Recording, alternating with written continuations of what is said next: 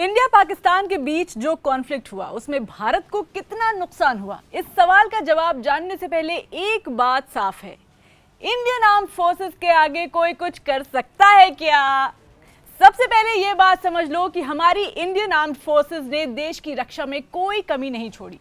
खासकर जब बात आती है दुश्मन पाकिस्तान जैसी हरकतों की, तो हमारे जवान पूरी ताकत और टेक्नोलॉजी के साथ सामने आते हैं। पाकिस्तान हमेशा से भारत की नाक के नीचे आतंकवाद फैलाने की कोशिश करता रहा है, लेकिन हर बार उसकी हरकतों का कड़ा जवाब मिलता है।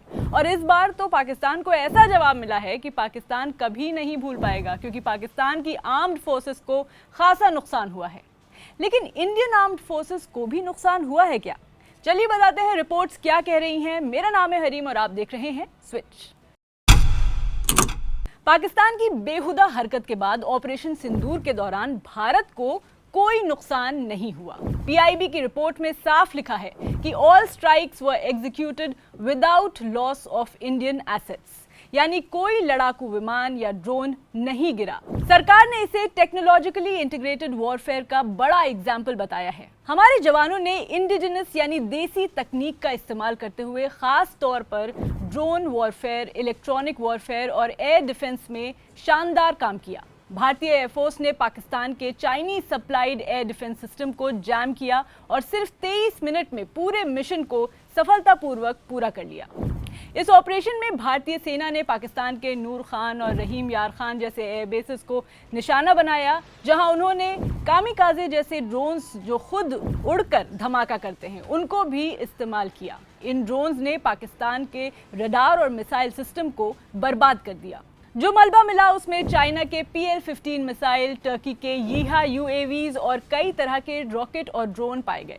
मतलब ये साफ है कि पाकिस्तान अपने विदेशी हथियारों से लैस था, लेकिन हमारी सेना ने उन्हें एक एक करके खत्म कर दिया। भारत ने पाकिस्तान के जवाबी हमलों को भी पूरी तैयारी के साथ नाकाम कर दिया। भारत ने काउंटर अनमैन्ड एरियल सिस्टम्स तैनात किए जो ड्रोन को तुरंत पकड़ लेते हैं। साथ ही पेटोरा, OSA-AK जैसे पुराने लेकिन आज भी असरदार एयर डिफेंस सिस्टम्स और आकाश मिसाइल सिस्टम जैसे मॉडर्न वेपन्स भी तैनात किए। आकाश मिसाइल सिस्टम ने तो पाकिस्तान के कई हमलों को फेल कर दिया। ये सिस्टम मोबाइल है, मतलब कहीं भी जल्दी से डिप्लॉय किया जा सकता है और कई लक्ष्यों को एक साथ निशाना भी बनाया जा सकता है। ऑपरेशन सिंदूर में आर्मी, नेवी और एयरफोर्स ने एक साथ काम किया। ये सिनर्जी हमारे integrated air command and control system की वजह से मुमकिन हुई, जो पूरी तरह नेट सेंट्रिक है। इसका मतलब ये है कि हर जानकारी तुरंत सभी कमांडर्स तक पहुंचती रही, जिससे प्लानिंग और अटैक दोनों में कोई गलती नहीं हुई। पिछले कुछ दिनों में जो ऑपरेशन सिंदूर हुआ वो इस बात का सबसे बड़ा एग्जाम्पल है कि भारत ने किस तरह बिना अपनी जान या हथियारों को नुकसान पहुंचाए दुश्मन को सटीक और जबरदस्त जवाब दिया। जैसे कि आप जानते हैं, पहलगाम में आतंकवादी हमला हुआ था। इसके बाद भारत ने साफ कर दिया था कि अब आतंकवाद के खिलाफ सिर्फ बातचीत या बातें नहीं चलेंगी, बल्कि जोरदार कार्रवाई होगी। ऑपरेशन सिंदूर इसी का नाम है। इस ऑपरेशन में भारत ने बिना लाइन ऑफ कंट्रोल या इंटरनेशनल बाउंड्री क्रॉस किए पाकिस्तान के अंदर घुसकर उनके आतंकवादी ठिकानों और मिलिट्री बेसिस को तबाह कर दिया। पाकिस्तान ने 7 मई को कई जगहों पर ड्रोन और मिसाइल से हमला करने की कोशिश की, अवंतीपुरा से लेकर भुज तक, लेकिन भारतीय फोर्सेस ने अपनी इंटीग्रेटेड काउंटर UAS ग्रिड और एयर डिफेंस सिस्टम से ये सारे हमले नाकाम कर दिए।